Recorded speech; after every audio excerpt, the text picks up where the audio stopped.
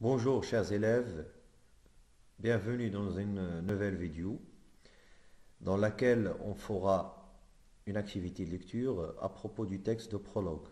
Donc on est dans le troisième module, le dernier module du programme de première année baccalauréat, à savoir la tragédie moderne Antigone de Jean Hannay.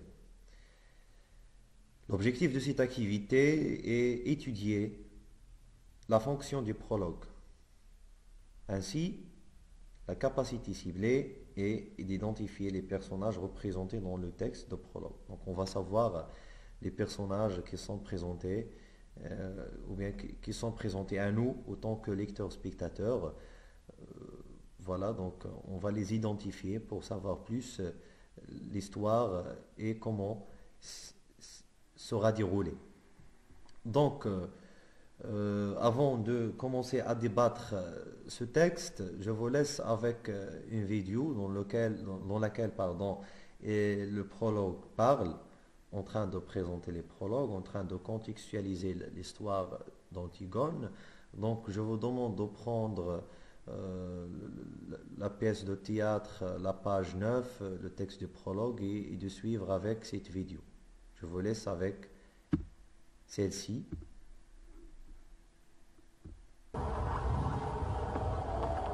Et voilà, ces personnages vont vous jouer l'histoire d'Antigone. Et voilà, ces personnages vont vous jouer l'histoire d'Antigone. Antigone, c'est la petite maigre qui est assise là-bas et qui ne dit rien. Elle regarde droit devant elle. Elle pense. Elle pense qu'elle va être Antigone tout à l'heure. Qu'elle va surgir soudain de la maigre jeune fille noiraude et renfermée que personne ne prenait au sérieux dans la famille, et se dresser seule en face du monde, seule en face de Créon, son oncle, qui est le roi. Elle pense qu'elle va mourir, qu'elle est jeune, et qu'elle aussi elle aurait bien aimé vivre. Mais il n'y a rien à faire, elle s'appelle Antigone, et il va falloir qu'elle joue son rôle jusqu'au bout. Et depuis que ce rideau s'est levé, elle sent qu'elle s'éloigne à une vitesse vertigineuse de sa sœur, Ismène, qui bavarde et rit avec un jeune homme. Elle sent qu'elle s'éloigne de nous aussi, qui sommes là, bien tranquilles à la regarder. De nous qui n'avons pas à mourir ce soir. Le jeune homme avec qui parle la blonde, la belle, l'heureuse Ismène, c'est Aimon, le fils de Créon. Il est le fiancé d'Antigone. Tout le portait vers Ismène. Son goût de la danse et des jeux, son goût du bonheur et de la réussite, sa sensualité aussi, car Ismène est bien plus belle qu'Antigone. Et puis un soir de bal, où il n'avait dansé qu'avec Ismène, un soir où Ismène avait été éblouissante dans sa nouvelle robe, il a été trouvé Antigone, qui rêvait dans un coin comme en ce moment, ses bras entourant ses genoux, et il lui a demandé d'être sa femme. Personne n'a jamais compris pourquoi. Antigone a levé sans étonnement ses yeux graves sur lui, et elle lui a dit oui, avec un petit sourire triste. L'orchestre attaquait une nouvelle danse. Ismène riait aux éclats là-bas, au milieu des autres garçons. Et voilà, maintenant lui, il allait être le mari d'Antigone. Il ne savait pas qu'il ne devait jamais exister de mari d'Antigone sur cette terre et que ce titre princier lui donnait seulement le droit de mourir. Cet homme, robuste, aux cheveux grisonnants, qui médite là, près de son page, c'est Créon, c'est le roi. Il a des rides, il est fatigué. Il joue au jeu difficile de conduire les hommes. Avant, du temps d'Édipe, quand il n'était que le premier personnage de la cour, il aimait la musique, les belles reliures, les longues flâneries chez les petits antiquaires de Thèbes. Mais Édipe et ses fils sont morts. Il a laissé ses livres, ses objets. Il a retroussé ses manches et il a pris leur place. Alors quelquefois le soir, il est fatigué. Et il se demande s'il n'est pas vain de conduire les hommes, si ça n'est pas un office sordide qu'on doit laisser à d'autres, plus fruste.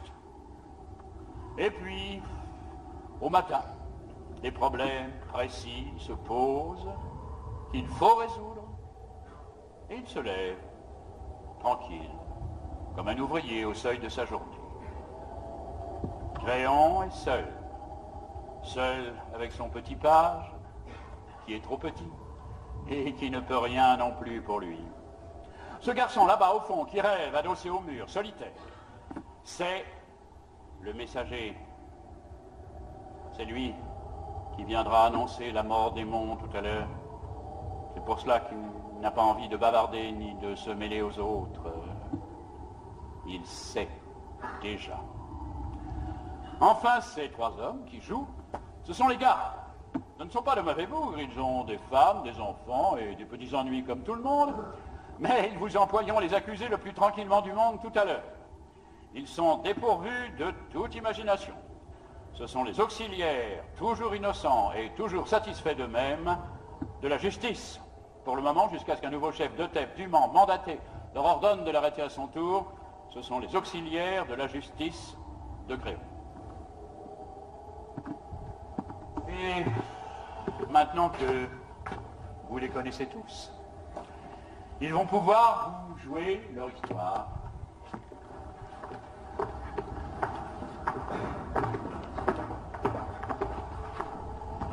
Elle commence au moment où les deux fils d'Édipe, Éthéocle et Polynice, qui devaient régner sur Thèbes 1 an chacun à tour de rôle, se sont battus et entretués sous les murs de la ville. Éthéocle, l'aîné, au terme de la première année de pouvoir, ayant refusé de céder la place à son frère.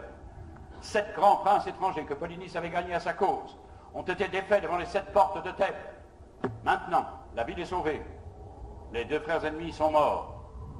Et Créon, le roi, a ordonné qu'à Éthéocle, le bon frère, il serait fait d'imposantes funérailles, mais que Polynice, le vaurien, le révolté, le voyou, serait laissé sans pleurs et sans sépulture, la proie des corbeaux et des chacals.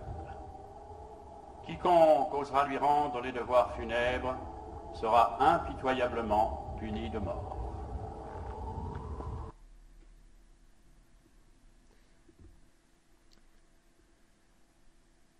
Donc, ce qu'on va remarquer ici, c'est dans cette mise en scène, c'est le prologue qui parle, entouré par les personnages dont il présente. Donc, l'autre jour, je vous ai donné quelques questions de compréhension.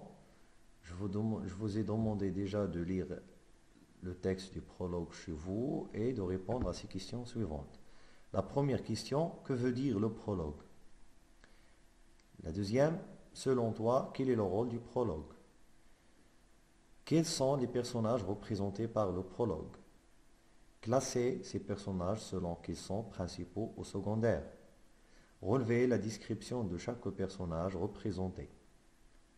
Quel est l'équivalent du prologue dans la tragédie grecque? Quel est le personnage principal de la pièce et quel est le destin qui lui est réservé dans le prologue? Donc, quelques-uns ou quelques-unes parmi vous qui m'ont envoyé les réponses. Donc, dans cette vidéo, je vais vous parler en général en abordant ce texte et en même temps en répondant à ces questions. Bien sûr, nous sommes dans le début de la pièce. En principe, on parle de la scène d'exposition, c'est-à-dire le début. Mais ce qui est un peu gênant, c'est que dans la pièce de théâtre d'Haneuil, Antigone comme exemple, n'est pas découpé en actes et en scènes, comme le théâtre classique dont on s'est habitué, c'est-à-dire le découpage classique, comme par exemple on le trouve dans le Bourgeois gentilhomme de Molière que vous avez déjà étudié l'année précédente. Donc, la scène d'exposition se dit au premier moment de la pièce de théâtre. Ici, le prologue, c'est vos tapez ou bien si vous cherchez le terme du prologue dans le dictionnaire, vous allez trouver que le prologue, c'est le discours préliminaire qui produit une pièce de théâtre. Donc, on remarque ici que il s'agit d'un concept. Ici, dans la pièce, il y a un personnage parmi d'autres.